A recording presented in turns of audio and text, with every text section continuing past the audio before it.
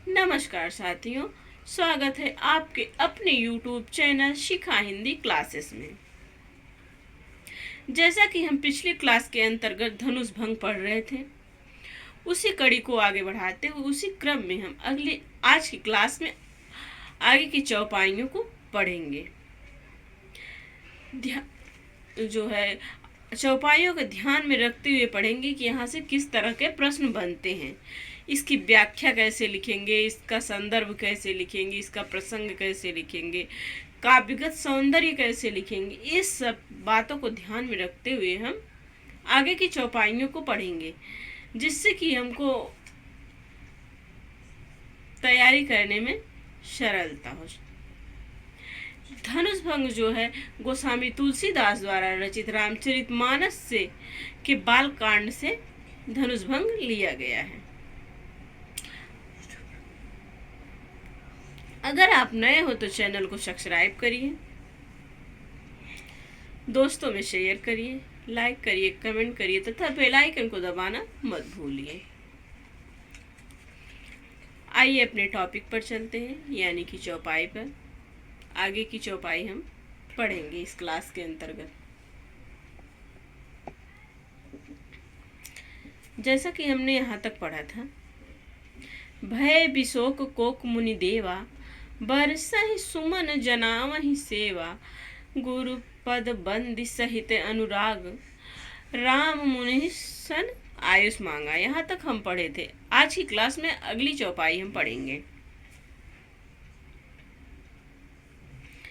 आपको संदर्भ पता होगा कि कैसे संदर्भ लिखेंगे। पहले हम हेडिंग डालते हैं संदर्भ में लिखेंगे प्रस्तुत पद्यांश हमारी पाठ्य पुस्तक के काव्य खंड के अंतर्गत धनुष भंग नामक शीर्षक से उद्धृत है या लिया गया है तथा रामचरितमानस के बाल कांड से लिया गया है। इसके रचयिता गोस्वामी तुलसीदास जी हैं। फिर हम हेडिंग डालेंगे प्रसंग में हम लिखते हैं कि इस चौपाई में क्या कहा गया है, इसका भाव क्या है। उसके बाद हम हेडिंग डालते हैं। हेडिंग में उस चौपाई का व्याख्या लिखते हैं, अर्थ लिखते हैं, भावार्थ लिखते हैं। लास्ट में आता है काव्यगत सौंदर्य। उसमें लिखते हैं कौन सी भाषा है, कौन सा अलंकार है, कौन सा रस है, कौन सा छंद है। इस तरह से हमारे एक प्रश्न जो है कंप्लीट होते हैं। यहाँ से प्रश्न बनेगा प्रस्तुत पद्यांश की संदर्भ सहित व्याख्या कीजिए। आइए देखते हैं।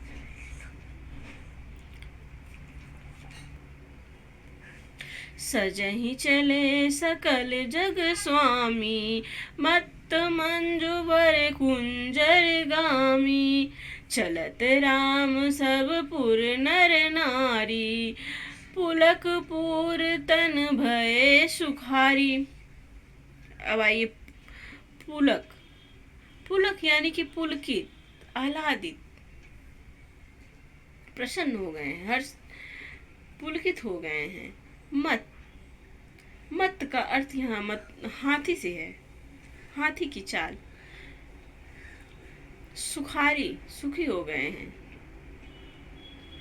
सकल जग स्वामी, संपूर्ण जगत के स्वामी श्री रामचंद्र जी। सजहि चले सकल जग स्वामी, मत्त मंजूर बर कुंजर गामी, चलत राम सब पुर नर नारी, पुलक पूरी तन भय सुखारी। तन का अर्थ यहाँ शरीर से है। समस्त जगत के स्वामी श्री रामचंद्र जी, सुंदर मतवाले श्रेष्ठ, सजहि चले सकल जग स्वामी, मत्त मंजू बर कुंजर गामी। समस्त जगत के स्वामी श्री रामचंद्र जी सुंदर मतवाले श्रेष्ठ हाथी की सी चाल से स्वाभाविक ही चले। चलत राम सब पुर नर नारी, पुलक पूरी तन भय सुखारी। श्री रामचंद्र जी के चलते ही नगर के सभी नगर भर के सब स्त्री पुरुष नर नारी सब चलत राम सब पुर नर नारी। उस नगर के जो है, नगर भर के जो है, उस नगर के, उस पुर के जो सभी स्त्री पुरुष थे, नर नर नर नारी, स्त्री पुरुष सुखी हो गए। भय तन भय सुखारी, और उनके शरीर में तन पुलक, और उनके शरीर में शरीर जो है रोमांच से भर गए। एक बार अर्थ फिर से देखिए। समस्त जगत के स्वामी श्री रामचंद्र जी सुंदर मत वाले, श्रेष्ठ हाथी की चाल से, हाथी की सी चाल से स्वाभाविक ही चले। श्री रामचंद्र जी के चलते ही नगर भर के सभी स्त्री पुरुष सुखी हो गए और उनके शरीर जो है रोमांच से भर गए। अगला चौपाई देखते हैं। बंदी पितर सुर सुकृत समारे, जो कछु पुण्य प्रभाव हमारे। तव शिव धनु मृणाल की नाई, तो रहु राम गणेश गोसाई। पितर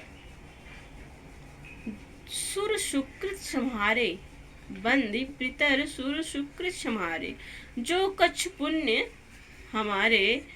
तव शिव धनुष मृणाल की नाई, तोरहु राम गणेश गोसाई।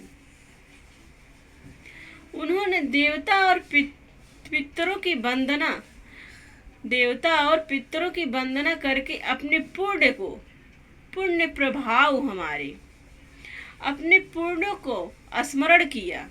अपने पूर्वजों को, पितर यानी कि अपने पूर्वजों को, सुर सुकृत सम्हारे, जो कछु पुण्य हमारे। उन्होंने अपने पूर्वजों और देवताओं की वंदना करके अपने पुण्यों का स्मरण किया। यदि हमारे पुण्यों का कुछ भी प्रभाव हो तो हे गणेश गोसाई, तव शिव धनु मृणाल की नाई, तोरहु राम गणेश गोसाई। जनक जी जो है कह रहे हैं, यदि हमारे पुण्यों का कुछ भी प्रभाव हो तो हे गणेश गोसाई, रामचंद्र जी शिव जी के धनुष को कमल की डंडी की भांति तोड़ डाले। मृणाल की नाई, कमल की डंडी की भांति, नाई यानी कि भांति। शिव धनुष, शिव जी का जो धनुष है, मृणाल की नाई, कमल की डंडी की भांति, नाई यानी कि भांति तरह, तोरहु राम गोसाई, तोड़ डाले। एक बार आप फिर से देखिए। बंदी पितर सुर सुकृत सम्हारे, जो कछु पुण्य प्रभाव हमारे। तव शिव धनु मृणाल की नाई, तोरहु राम गणेश गोसाई। उन्होंने अपने पूर्वजों, अपने पितर और देवताओं की वंदना करके अपने पुण्यों को स्मरण किया। यदि हमारे पुण्यों का कुछ भी प्रभाव हो तो हे गणेश गोसाई, रामचंद्र जी शिव जी के धनुष को कमल की डंडी की भांति तोड़ डाले। यहाँ तक आपके समझ में आ गया होगा, क्योंकि हमने बहुत ही सरलता से आप इसके अर्थ को, इसकी व्याख्या की है, समझाया आपको। अब यहाँ से देखते हैं किस तरह के प्रश्न बनते हैं। पहला प्रश्न तो ये बन गया कि संदर्भ सहित प्रस्तुत पद्यांश की संदर्भ सहित व्याख्या कीजिए। या यहाँ से प्रश्न बनता है कि रेखांकित चौपाई की संदर्भ सहित व्याख्या कीजिए। देखिए रेखांकित किया गया है ना,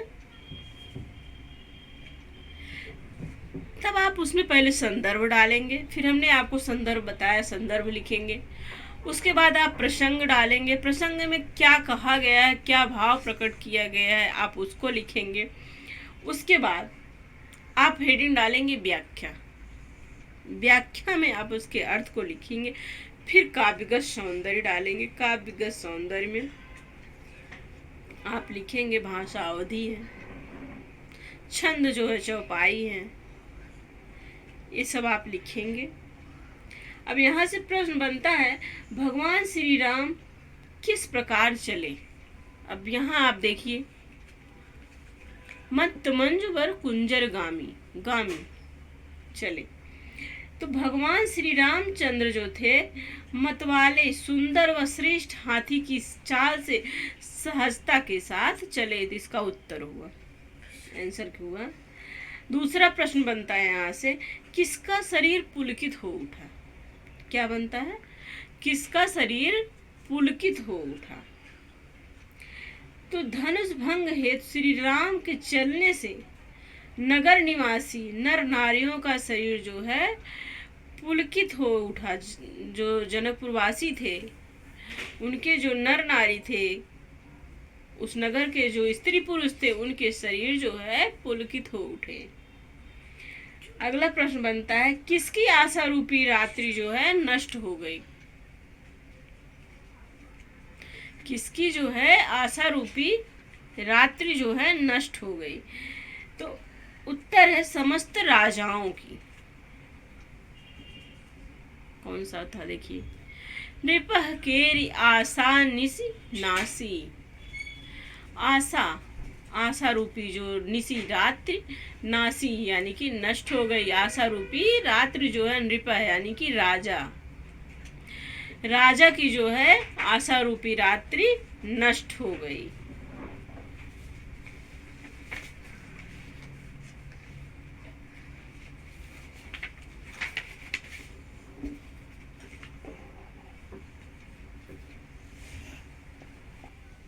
अगला दोहा है, राम ही प्रेम समेत लखी सखिन समीप बुलाए, सीता मातु स्नेह बस बचन कहे बिखलाए। अब एक बार फिर से पढ़ेंगे, रीड करेंगे। राम ही प्रेम समेत लखी सखिन समीप बुलाए, सीता मातु स्नेह बस बचन कहे बिलखाए। तो जो है लख का अर्थ है, जो देखिए, पहले आप इनके अर्थ देखेंगे, फिर उसके बाद हम आपको बताएं, फिर इसका व्याख्या करते हैं संदर्भ सहित। लख यानी कि देख कर, लख का अर्थ है देख कर। राम प्रेम समेत, लख यानी कि देख कर।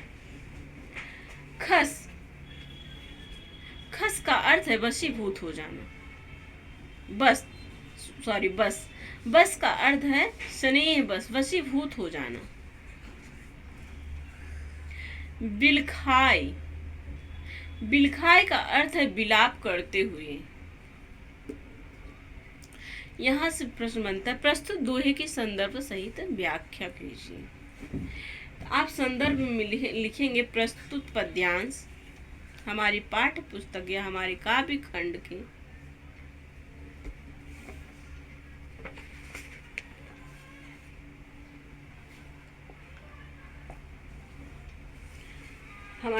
खंड के अंतर्गत धनुष भंग नामक शीर्षक से उद्धृत लिया गया है तथा रामचरितमानस के अयोध्या कांड से लिया गया है। इसके रचयिता गोस्वामी तुलसीदास जी हैं। इसके बाद आप हेडिंग डालेंगे प्रसंग। प्रसंग में आप लिखेंगे, प्रस्तुत पद्य में गोस्वामी तुलसीदास जी कहते हैं, सीता जी की माता का श्री रामचंद्र जी के प्रति अत्यधिक स्नेह व्यक्त किया गया है। क्या किया गया है? श्री रामचंद्र जी के प्रति जो है सीता जी की माता अर्थात जानकी, जो उनकी माता है, का जो है प्रेम श्री रामचंद्र जी के प्रति अत्यधिक स्नेह व्यक्त किया गया है। अब आप हेडिंग डालेंगे व्याख्या। अब आप इसका अर्थ देखिए। राम प्रेम समेत लख सखिन समीप बुलाए, सीता मातु स्नेह बस बचन कहे बिलखाए। प्रस्तुत पद्य में तुलसीदास जी कहते हैं कि मंच पर अवतरित हुई श्री रामचंद्र जी को देखकर श्री रामचंद्र जी को अत्यधिक वात्सल्य राम प्रेम समेत लखी सखिन समीप बुलाए, सीता मात स्नेह बस बचन कहे बिखलाए। रामचंद्र जी को अत्यधिक वात्सल्य भाव के साथ देखकर सीता जी की माता ने अपनी सभी सखियों को अपने स्नेह बस वचन कहे बिखलाए। देखिए, रामहि प्रेम समेत लखी सखिन समीप बुलाए।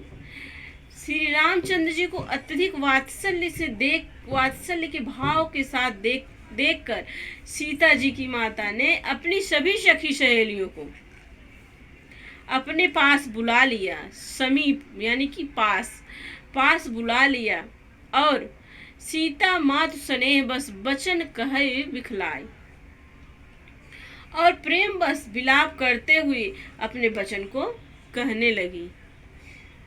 क्या कहने लगी वो आगे की चौपाइयों में है।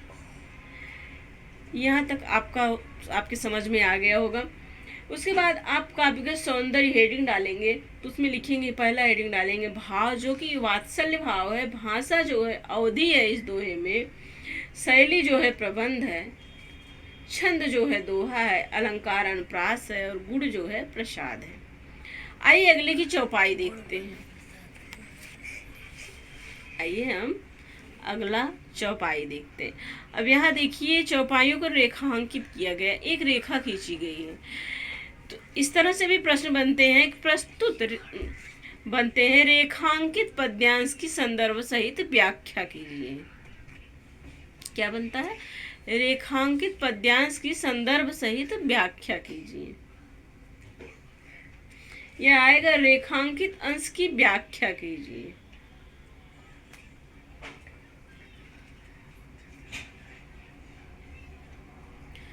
सखी सब कौतुक देख निहारे, ज्यों कहावत है तू हमारे।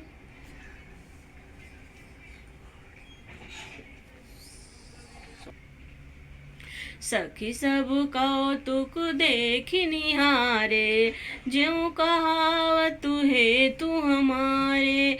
कौन बुझाई कहई गुरु पाही, ऐ बालक सिहठ भल नाही।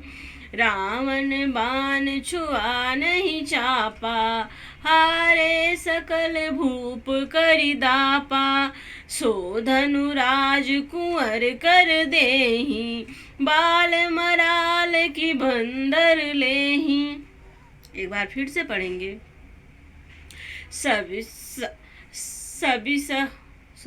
सखी सब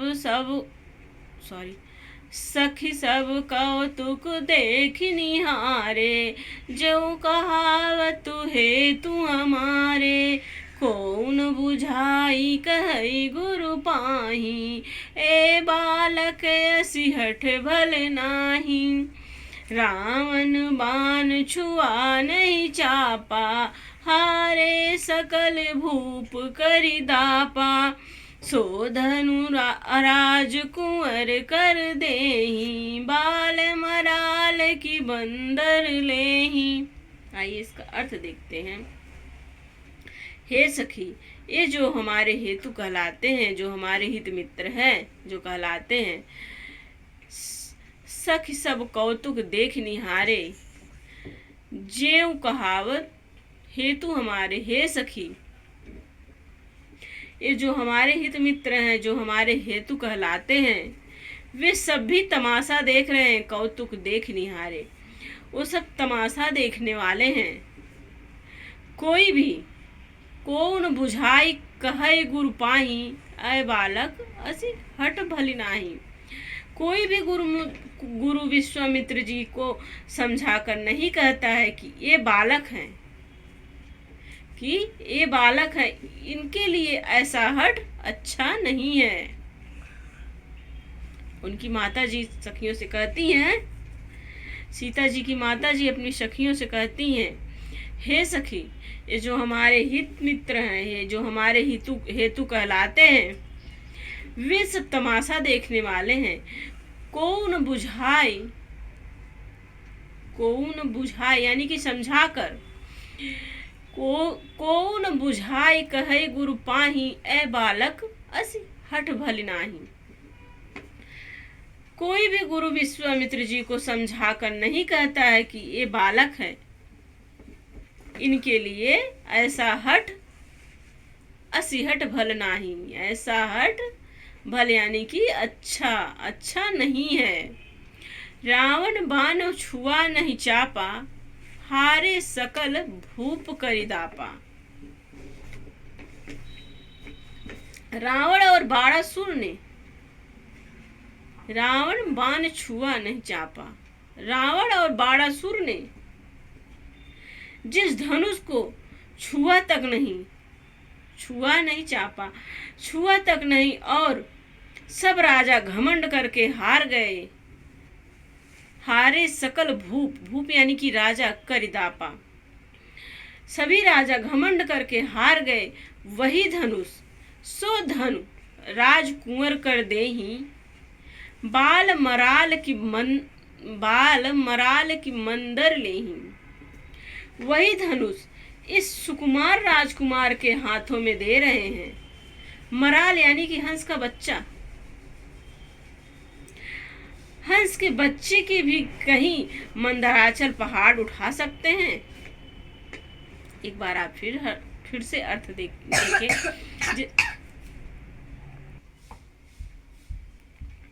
एक बार हम इसका अर्थ फिर से देखते हैं, जिससे कि आपको अलग से याद करने की जरूरत ना पड़े और आपके समझ में आसानी से आ जाए।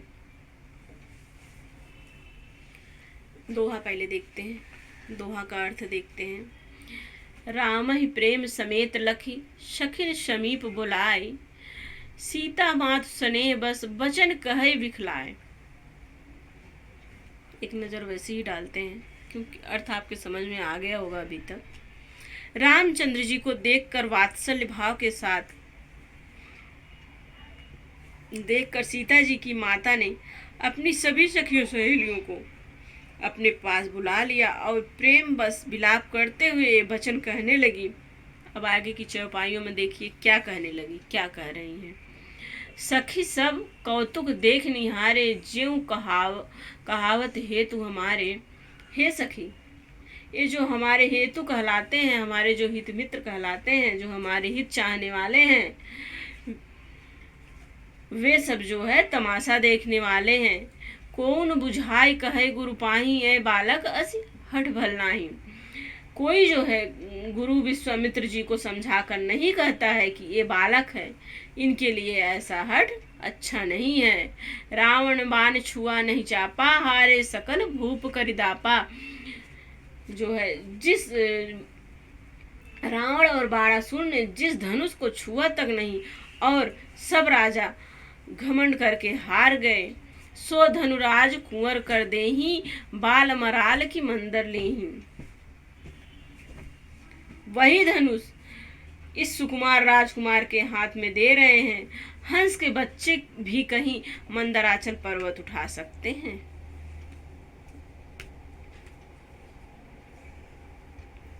आज की क्लास यहीं तक। अगली क्लास में हम आगे की चौपाइयों को पढ़ेंगे। अगर आपको वीडियो अच्छी लगे, आपको क्लास समझ में आया हो, दोहे का अर्थ समझ में आया हो, तो प्लीज़ चैनल को सब्सक्राइब करिए, दोस्तों में शेयर करिए, लाइक करिए और कमेंट करिए। बेल आइकन को दबाना मत भूलिए। मिलते हैं अगली क्लास यानी कि अगले वीडियो में अगले चौपाइयों के साथ। इसी क्रम को बढ़ाते हुए अगली कड़ी के साथ, अगले चौपाइयों के साथ मिलते हैं अगली क्लास में। जय हिंद दोस्तों।